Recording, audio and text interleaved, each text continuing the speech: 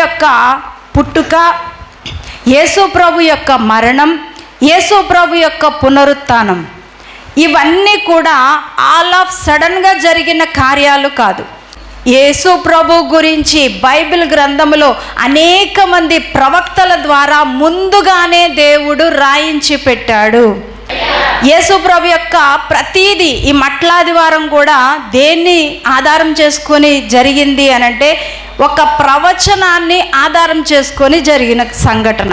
గ్రంథం 9వ అధ్యాయం 9వ వచనం. ఈ ప్రవచనం యొక్క నెరవేర్పు ఎక్కడ జరిగింది? ఇక్కడేమో జకర్యా ప్రవచిస్తున్నాడు.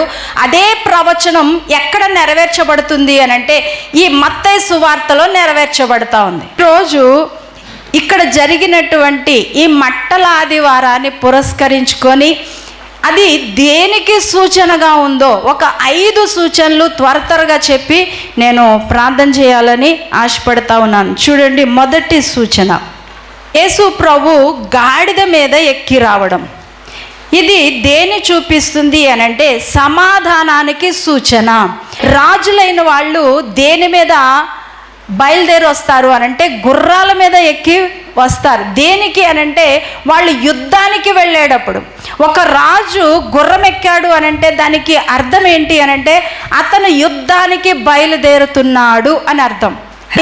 ఈ యూదుల రాజు దేని మీద ఎక్కొస్తున్నారు? గాడిద మీద ఎక్కొస్తున్నాడు. చూడండి, ప్రకటన గ్రంథం 19వ అధ్యాయం 11వ వచనం. గుర్రం ఎక్కొస్తున్నాడంట. అతను ఏం చేస్తాడు అనంటే యుద్ధము జరిగిస్తాడు. తెల్ల గుర్రం మీద వచ్చే వ్యక్తి యుద్ధానికి బయలుదేరుతున్నాడు. కానీ మన యేసు ప్రభు దేన్ని ఎన్నుకున్నాడు అనంటే గాడిదని ఎన్నుకున్నాడంట. ఎందుకు అనంటే ఆయన సమాధానకర్తయగు అధిపతి. యెషయా గ్రంథం 9వ అధ్యాయం 6వ వచనంలో చూస్తే సమాధానకర్తయగు అధిపతి అని అతనికి పేరు పెట్టబడును. ఆయన సమాధానానికి, శాంతికి కర్తగా ఉన్నాడు.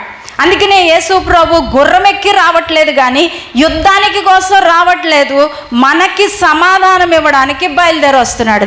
తర్వాత చూద్దాం, ఎఫెసీ పత్రిక 2వ అధ్యాయం 16వ వచనం. తనకు తానుగా ఒక రాజుగా పబ్లిక్గా ప్రకటించుకుంటున్నాడు, నేను ఒక రాజుని, కానీ నేను యుద్ధం చేయడానికి రావట్లేదు, కానీ శాంతిని, సమాధానాన్ని ఇవ్వడానికి వస్తున్నాను. చూడండి, సమాధానం లేదనుకో ఎన్ని ఇబ్బందులు వస్తాయి. మనం మనుషులతో సమాధానం లేకుండా ఉంటే, మన కుటుంబాల్లో సమాధానం లేకుండా ఉంటే ఎన్ని గొడవలు వస్తాయి. మన కుటుంబాల్లో ఎంత భయంకరమైన ఇబ్బంది కలుగుతుంది. ఒక ఇద్దరి మధ్య సమాధానం లేదనుకోండి, గొడవ ఉందనుకో, వాళ్ళు మనశ్శాంతిగా బతకగలరా? బతకలేరు. అందుకనే ఈరోజు యేసు ప్రభు మనకి ఏమి ఇవ్వాలనుకుంటున్నాడు అనంటే సమాధానం ఇవ్వాలి. మనం మనుషులతో సమాధానం పడడానికి ఎక్కువ ప్రయాసపడతాం, కానీ అంతకంటే ఎక్కువగా నువ్వు ఎవరితో సమాధాన పడాలి అనంటే దేవునితో సమాధాన పడాలి. కోసమే ఇక్కడ యేసు ప్రభు దేనితో సమాధాన పడడానికి వచ్చాడంట? తండ్రికి మనకి సమాధానం ఇవ్వడానికి వచ్చాడు. అంటే న్యాయాధిపతుల గ్రంథం 2వ అధ్యాయం 15వ వచనం. ఒకవేళ దేవుడే కనుక మనకి శత్రువు అయితే ఎలా ఉంటుందో చెప్పండి? బాగుంటుందా? మనం దీవెనకరంగా జీవించగలమా? జీవించలేం. దేవుడు మనకి శత్రువు అయిపోయాడంటే చాలా భయంకరం అది. అందుకనే తండ్రికి మనకి ఏం చేయడానికి వచ్చాడు యేసు ప్రభు అంటే సమాధానపరచడానికి వచ్చాడు. అయితే చాలామంది ఈ వాక్యాన్ని చూపించి చాలా తప్పుగా మాట్లాడుతూ ఉన్నారు. ఏ వాక్యం అంటే లూకా సువార్త 12వ అధ్యాయం 51వ వచనం. ఇక్కడేంటి? యేసు ప్రభు స్వయంగా మాట్లాడుతున్నాడు.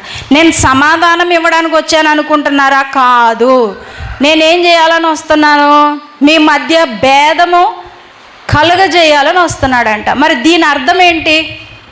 సమాధానం పరచటానికి, మనకి శాంతినివ్వడానికి యేసు ప్రభు వచ్చాడు గాడిద పిల్లని ఎక్కి అన్న. మరి యేసు ప్రభు ఇక్కడ స్వయంగా చెప్తున్న మాట ఏంటి అని అంటే మీరు సమాధాన పరచడానికి నేను వచ్చాను అని అనుకుంటున్నారా? కాదు అంటున్నాడు. భేదం కలగజేయడానికి వచ్చాడంట.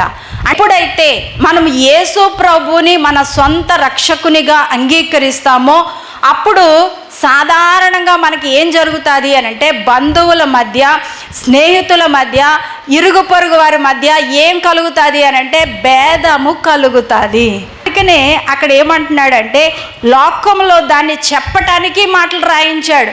నేను సమాధానానికే వచ్చాను, కానీ మీరు నన్ను అంగీకరిస్తే, సొంత రక్షకునిగా మీరు స్వీకరిస్తే మీ కుటుంబంలో ఉన్న వాళ్ళకి మీకు ఏం కలుగుతుందంట? భేదం కలుగుతుంది. అది ఆ వాక్యం యొక్క అర్థం. మీలో చాలామంది కుటుంబాల్లో మీరు యేసు ప్రభువుని నమ్ముకున్నందుకు ఇంట్లో గొడవలు ఉన్నాయా లేవా?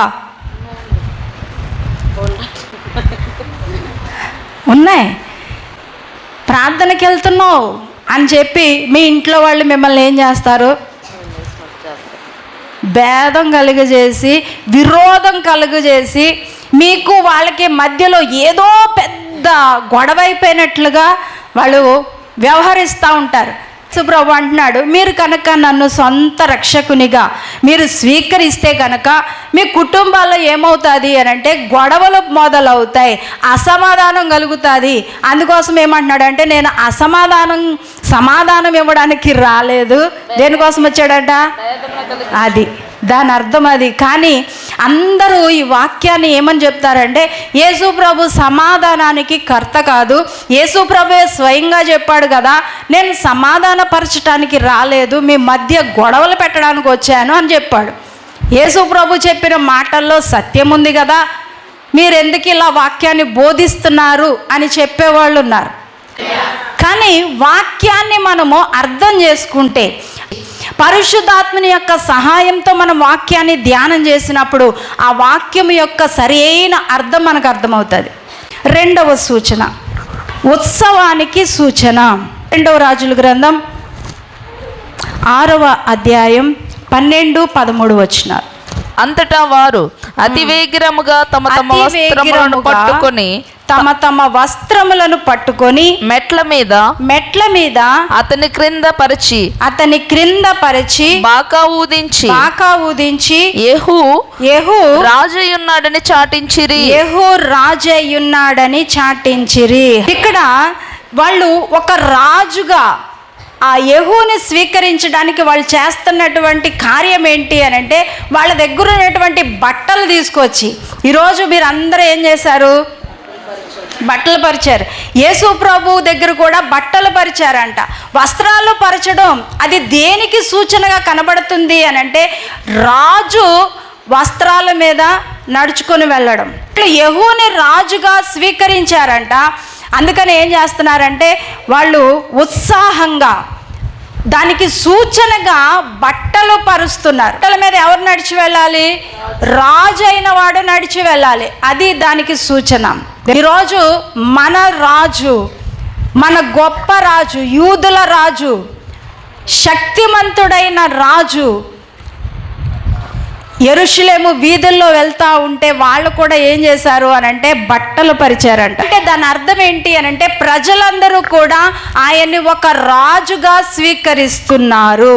ఈ ఈత మట్టలు, ఖర్జూరపు మట్టలు, కొమ్మలు, బట్టలు ఇవన్నీ దేనికి సూచనగా ఉన్నాయి అని అంటే ఉత్సాహానికి సూచనగా ఉంది అని చెప్తున్నాడు.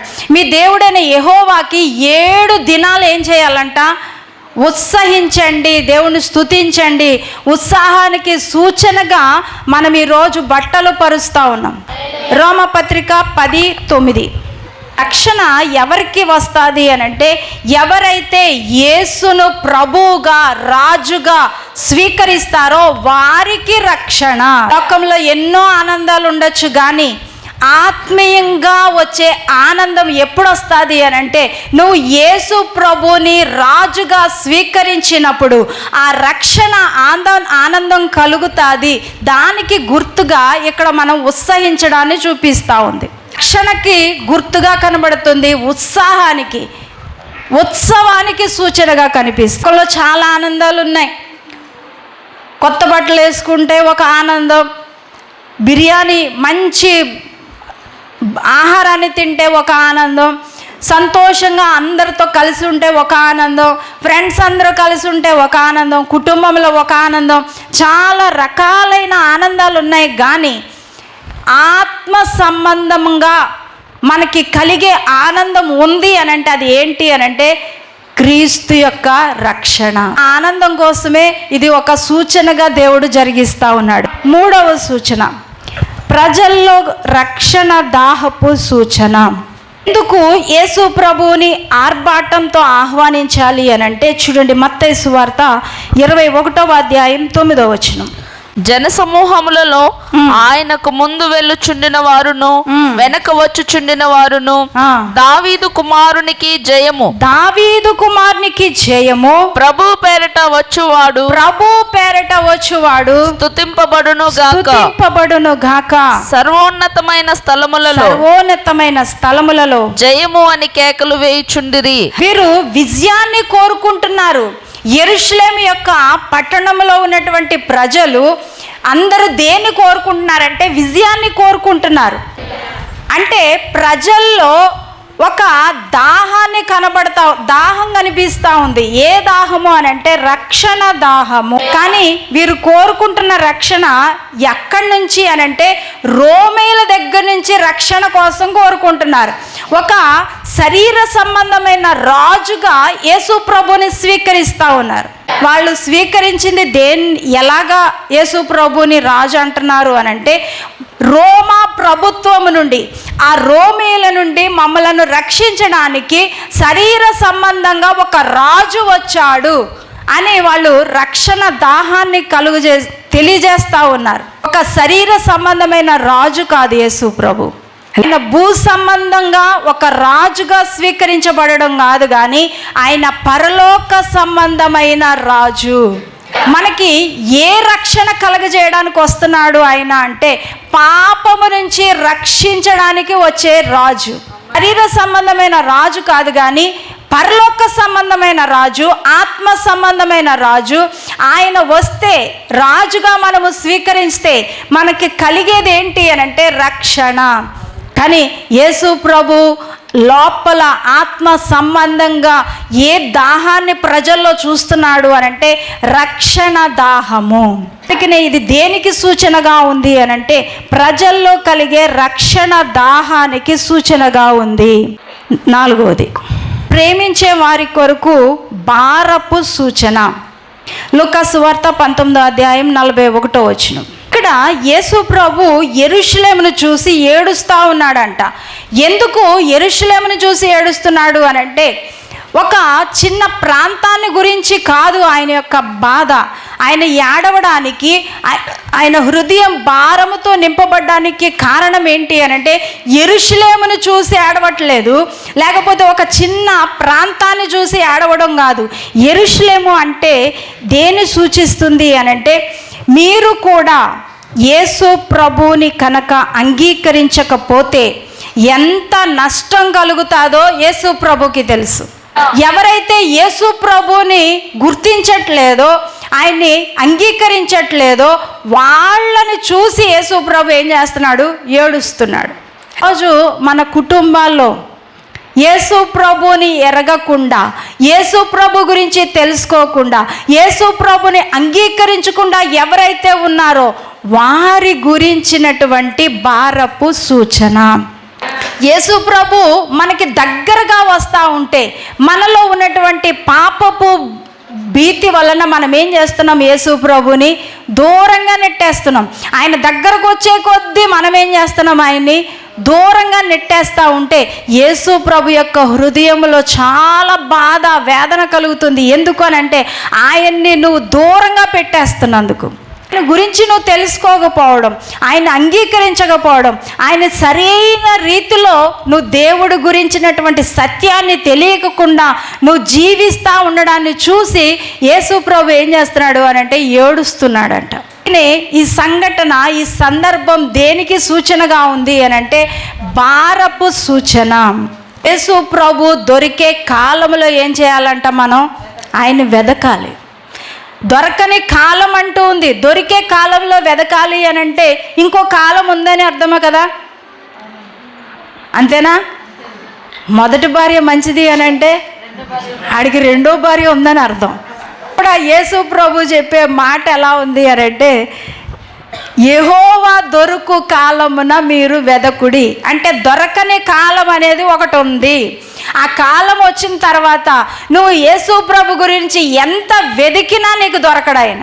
అందుకనే యేసు ప్రభు యెరూషలేమును చూసి ఏం చేస్తున్నాడంటే ఏడుస్తున్నాడు.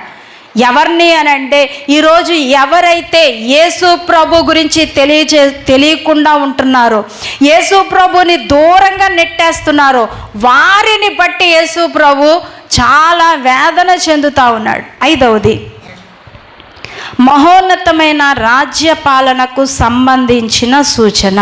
కొరింథీ పత్రిక 15వ అధ్యాయం 25వ వచనం.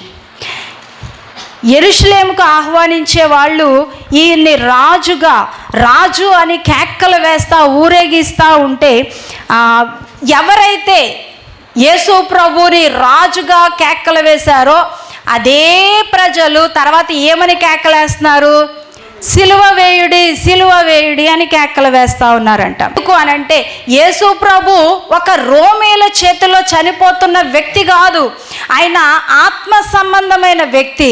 ఆయన పరిపాలన ఎలాంటిది అనంటే, పరలోకములో నుండి రాజ్య పరిపాలన చేయడానికి వచ్చే రాజు. ఆయన సంబంధమైన రాజు కాదు. చూడండి, చదవండి. ఎందుకనగా తన శత్రువులనందరినీ తన పాదముల క్రింద ఉంచు వరకు ఆయన రాజ్య పరిపాలన చేయుచుండవలెను. రాజ్య పరిపాలన భూమి మీద రోమీల మీద అంటే కాదు, పరలోక సంబంధమైన రాజ్య పరిపాలన. 1 పేతురు పత్రిక 3వ అధ్యాయం 22వ వచనం. ఆయన పరలోకమునకు వెళ్ళి దూతల మీదను అధికారుల మీదను శక్తుల మీదను అధికారము పొందినవాడై దేవుని కుడి పార్శ్వమున ఉన్నాడు. ఎక్కడి నుంచి పరిపాలన చేసేవాడు అని అంటే, పరలోకములో నుండి పరిపాలిస్తున్న దేవుడు. భౌతికమైన రాజు కొన్ని సంవత్సరాలు మాత్రమే పరిపాలిస్తాడు, తర్వాత ఏమైపోతాడు? పదవిలో నుండి తీసేస్తారు.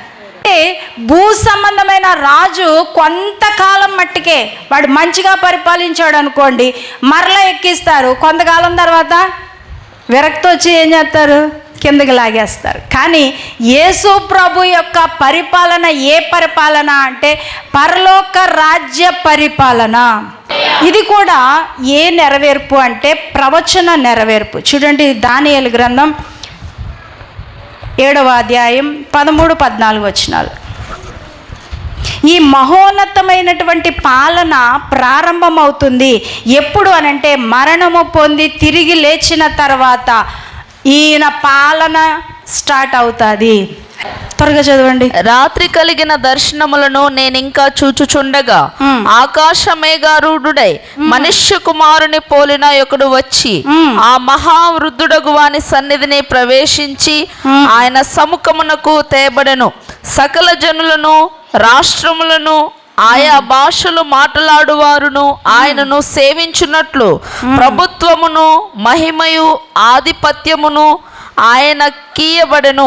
ఇది ఎక్కడ జరిగే పరిపాలన గురించి చెప్పబడుతుంది అనంటే, మహోన్నతమైన పరిపాలన, పరలోక రాజ్య పరిపాలన గురించి ఇక్కడ ప్రవచన రీతిలో దానియేలు గ్రంథంలో రాయబడింది. ఈ ప్రవచనం ఎప్పుడు నెరవేరుతుంది అనంటే, మనము మరణించి తిరిగి లేచిన తర్వాత యేసు ప్రభు పరిపాలన ప్రారంభమవుతుంది. ఆ పరిపాలనకి సూచనగా ఇక్కడ యేసు ప్రభుని ఒక రాజుగా దేవుడు చూపిస్తా ఉన్నాడు. దేవునికి